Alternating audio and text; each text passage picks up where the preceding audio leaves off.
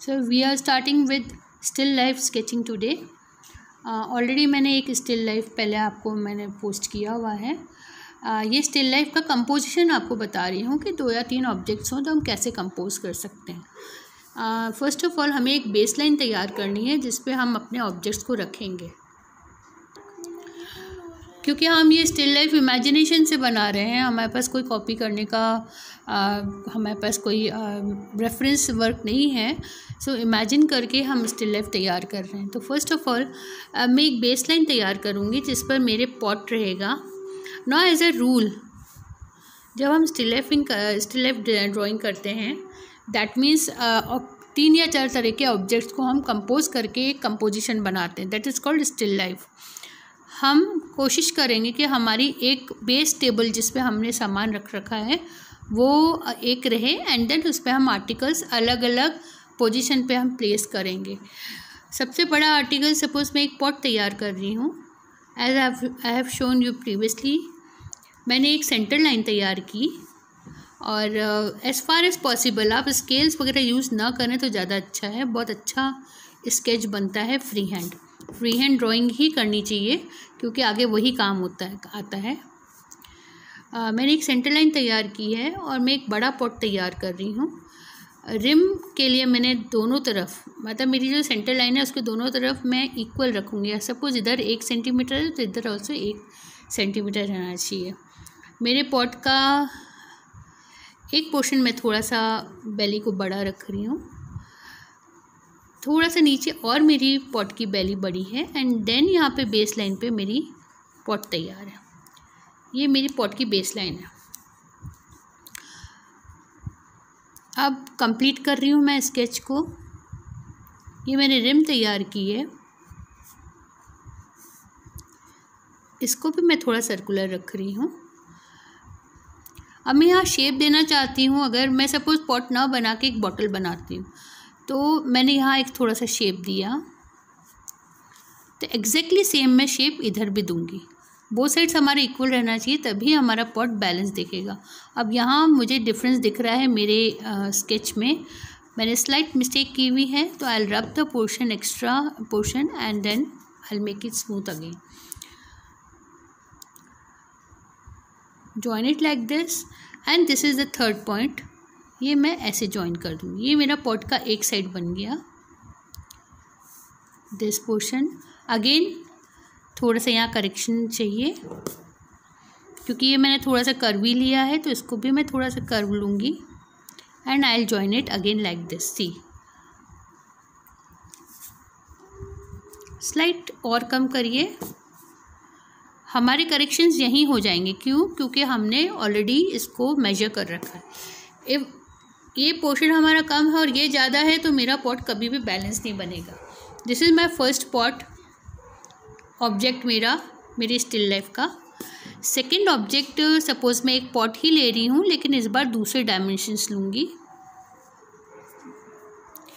इसका base line मैंने यहाँ तैयार किया है.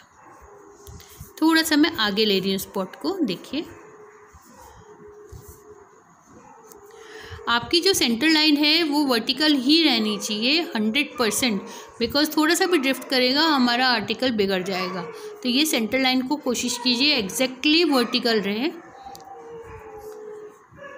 मैंने इस पॉट के लिए भी थोड़े से बड़े रिम के लिए तैयार सोचा है एंड मैं इस पॉट को ज़्यादा बड़ा नहीं रखूँगी. मैं थोड़ा सा बस यहाँ बड़ा के एंड यहाँ पे मैं थोड़ा सा इसको जॉइन कर दूँगी. बहुत डिज़ाइनिंग नहीं कर रही हूँ इस पॉट में.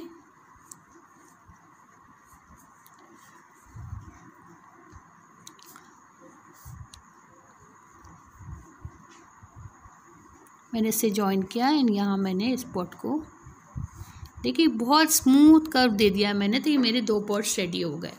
अब मैं थर्ड पॉट रेडी कर रही हूँ तो इन दोनों के बीच का मैं सोच रही हूँ कि एक हल्का सा प्ले देते हुए इसको स्लाइट जैसे गिरा हुआ रहता है ऐसा मैं एक थर्ड पॉट तैयार करती हूँ. तो अब ये बेसलाइन अलग है, ये बेसलाइन अलग है. तो इस थर्ड पॉट के लिए मैं एक बेसलाइन अलग तैयार कर दूँगी. This is this way. Suppose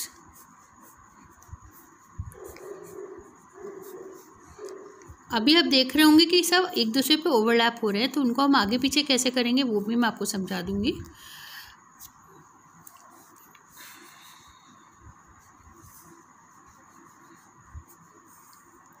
इस पॉट की बेली थोड़ी सी बड़ी है, लेकिन बोथ साइड्स अगेन इक्वल रखा है मैंने।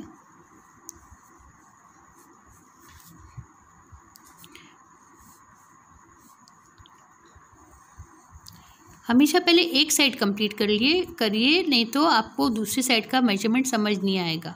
ये मैंने थर्ड पॉट कर दिया है। अब यहाँ हमारे ध्यान एक चीज़ रखनी है कि हमारी जो लाइन्स है परफेक्ट स्मूथ लाइंस होनी चाहिए। मल्टीपल लाइंस अगर करनी है या हमारी प्रैक्टिस नहीं है स्केचिंग की, देन आप उसको बिल्कुल लाइट पेंसिल चलाइए जो मोस्टली इनविजिबल हो, हल्की सी स्लाइट आपकी आइज़ को विजिबल हो।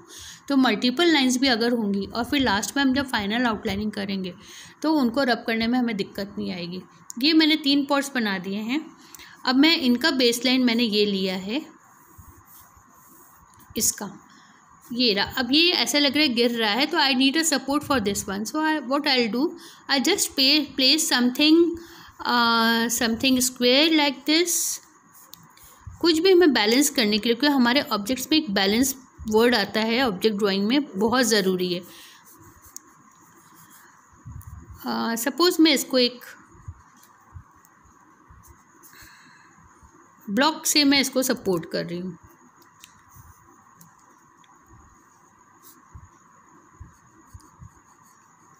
ये ने ब्लॉक से इसको सपोर्ट किया है, तो ये 4th ऑब्जेक्ट हमारी पेंटिंग में हो गया, ड्राइंग में हो गया। अब होता क्या है, जब भी हम स्केचिंग करते हैं या हम पेंटिंग करते हैं, एक नेचुरल फ्लो होना चाहिए। तो हमारे नेचर में कभी भी फॉर्मल बैलेंस नहीं होता है कि जैसे पेड़ की डाली है तो एक तरफ 2 डालियाँ तो दूसरी तरफ भी 2 होंगी। It's always a informal balance. तो हमने जब भी कोई हम चीज़ स्केच करते हैं वो हमेशा हमारा इनफॉर्मल बैलेंस में होगा, तो ज़्यादा अच्छा लगेगा। अब इंस्टेड ऑफ 4 और 2 और 6 मैं इसको 5, 7, 9 पीसेस में ले सकती हूँ। अब इधर हमारे 4 पीस हो चुके, तो 5वां पीस मेरा ये एरिया थोड़ा सा खाली हो रहा है and I can overlap something over like this. अब बैलेंस करने के लिए मैं इस पोर्शन में भी थोड़ा सा एक ब्लॉक रख सकती हूँ। इधर I can place a circular object, इधर I can place something else. तो समथिंग एल्स के लिए मैं ऐसा कर सकती हूँ, जैसे मैं कोई भी सिलेंडर ही मैं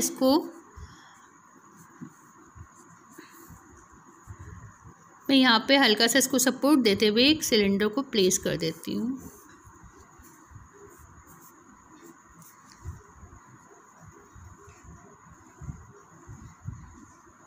देखिए जैसे वुडन लॉग होता है, मैं उस टाइप का लुक भी दे सकती हूँ कि वुडन लॉग रखा हुआ है, उससे भी बहुत अच्छा इम्प्रेशन आएगा। ये टोटली इमेजिनेशन पर है ना, आपको कॉपी वर्क नहीं करना है। आप कॉपी वर्क करेंगे तो हमारा नेचुरल और हमारा ओरिजिनल नहीं रहेगा।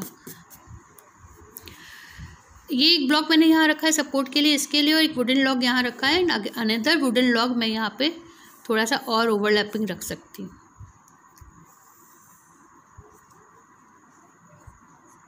ये जस्ट मेरी बेस लाइन रहेगी, इसलिए मैंने इसको 6th एलिमेंट में नहीं किया है इंक्लूड। मेजर मुझे क्या दिख रहा है, यहाँ 3 पॉट्स दिख रहे हैं एंड देन 2 ब्लॉक्स और एक छोटा सा रेक्टेंगुलर ऑब्जेक्ट। ये मेरा प्लेसमेंट पेज के ऊपर हुआ। Now I need a base for this, जिसके सरफेस पे मेरे ये ऑब्जेक्ट्स रखे हुए हैं। तो what I am going to do an outline for a table like this. ये आपकी टेबल की लाइन कंप्लीट होनी चाहिए, लेकिन क्योंकि ओवरलैपिंग है तो इसलिए मैंने इसको पीछे से हटा दी लाइन, और ये मैंने इसको एक टेबल का सरफेस दे दिया है। आपको इधर की लाइन कंप्लीट करने की बिल्कुल ज़रूरत नहीं है, लेकिन मैं इसलिए फिनिशिंग कर रही हूँ कि मेरे इस पेज में काफ़ी जगह है, तो that's why I have left it like this. And imagine कि आपकी टेबल बहुत बड़ी है। अब नेक्स्ट हमारा स्टेप आता है अनवांटेड लाइंस रब करने का। जैसे कि मैंने आप लोगों को बताया था कि अनवांटेड लाइंस मुझे रब करनी है। तो ये देखिए, मैंने जिन लाइन से मेजरमेंट्स लिए थे उनको मैं रब कर रही हूँ। देखिए मैंने अनवांटेड लाइंस रब कर दी है। अब मेरा थर्ड स्टेप आएगा कि मैं कौन से पॉट को आगे लेना चाहती हूँ, कौन से पॉट को पीछे लेना चाहती हूँ। बड़ा पॉट है तो मैं एक साइड को आगे रखूँगी, दूसरी साइड को ओवरलैपिंग रखूँगी। तो ये साइड में ओवरलैपिंग रख देती हूँ, मीन्स मेरा आगे वाला पॉट आगे है। तो इसको मैं रब कर दूँगी। सी Now this is looking as if it is overlapping the bigger pot. And this one, इस पॉट को मैं थोड़ा सा पीछे कर दूंगी तो हमारे पॉट में प्ले आ जाएगा।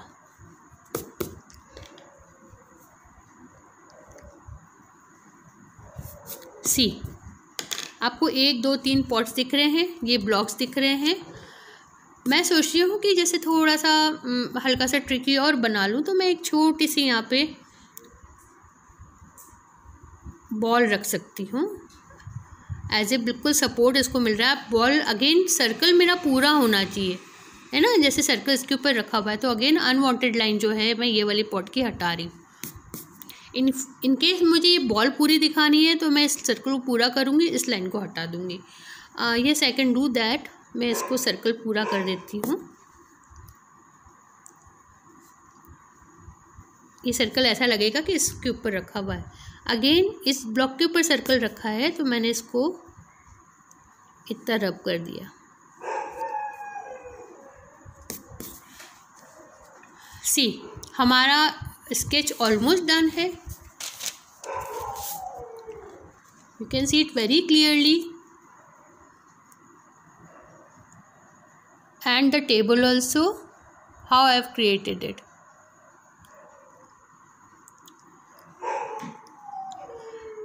नेक्स्ट स्टेप में मैं आपको शेडिंग बताऊंगी। So stay tuned for the next video. Thank you.